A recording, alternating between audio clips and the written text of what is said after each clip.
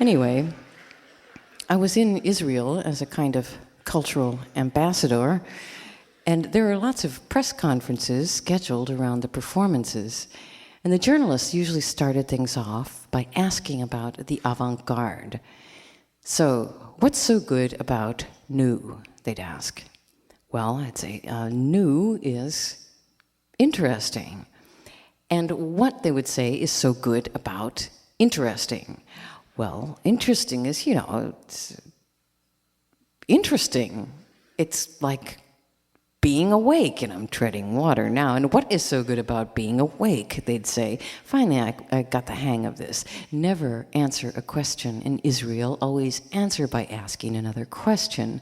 But the Israelis were very curious about the Gulf War and what Americans had thought about it. And I tried to think of a good question to ask in answer to this, but what was really on my mind was that the week before, I had myself been testing explosives in a parking lot in Tel Aviv. Now, this happened because I had brought some small stage bombs to Israel as props for this performance, and the Israeli promoter was very interested in them. And it turned out that he was on weekend duty on one of the bomb squads, and bombs were also something of a hobby during the week. So I said, look, these bombs are nothing special, just a little smoke. And he said, well, we can get much better things for you. And I said, no, really, these are fine. And he said, no, but it should be big, theatrical. It should make an impression. I mean, you really need just the right bomb. And so one morning, he arranged to have about 50 small bombs delivered to a parking lot. And since he looked on it as a sort of special surprise favor, I couldn't really refuse. So we're out in this parking lot testing the bombs, and after the first few explosions, I found I was really getting pretty interested. They all had very different characteristics. Some had fiery orange tails and made this low poof, poof, popping sound. Others exploded midair and left long, smoky, slinky trails. And he had several of each kind in case I needed to review them all at the end.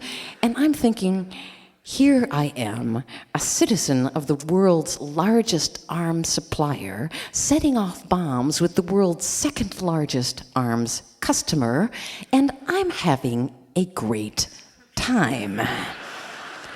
So even though the diplomatic part of the trip wasn't going so well, at least I was getting some instruction in terrorism.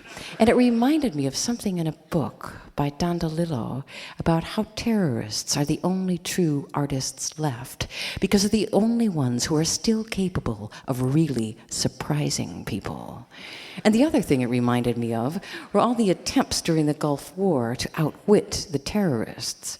And I especially remember an interesting list of tips devised by the U.S. Embassy in Madrid. And these tips were designed for Americans who found themselves in wartime airports. The idea was not to call ourselves to the attention of the numerous foreign terrorists who were presumably lurking all over the terminal. So the embassy tips were a list of mostly don'ts. Things like, don't wear a baseball cap. Don't wear a sweatshirt with the name of an American university on it. Don't wear Timberlands with no socks. Don't chew gum.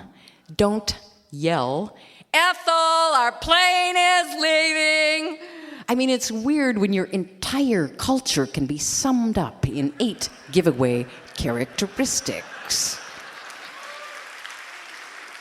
But during the Gulf War, I was traveling around Europe with a lot of equipment, and all the airports were full of security guards who would suddenly point to a suitcase and start yelling, "Whose bag is this?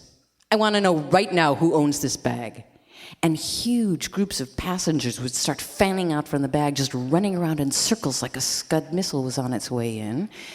And I was carrying a lot of electronics, so I had to keep unpacking everything and plugging it in and demonstrating how it all worked.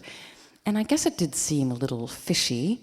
A lot of this stuff wakes up displaying LED program readouts that have names like Atom Smasher, and so it took a while to convince them that they weren't some kind of portable espionage system.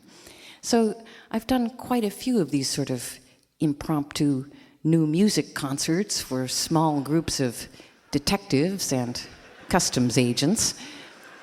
And I'd have to keep setting all this stuff up, and they'd listen for a while, and they'd say, so, what's this?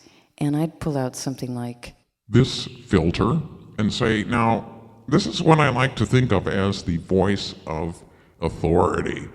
And it would take me a while to tell them how I used it for songs that were, about various forms of control. And they would say, now, why would you want to talk like that? And I looked around at the SWAT teams and the undercover agents and the dogs and the radio in the corner tuned to the Super Bowl coverage of the war. And I'd say, take a wild guess. Finally, of course, I got through. It was, after all, American-made equipment. And the customs agents were all talking about the effectiveness, no, the beauty, the elegance of the American strategy of pinpoint bombing. The high-tech surgical approach, which was being reported on CNN as something between grand opera and the Super Bowl.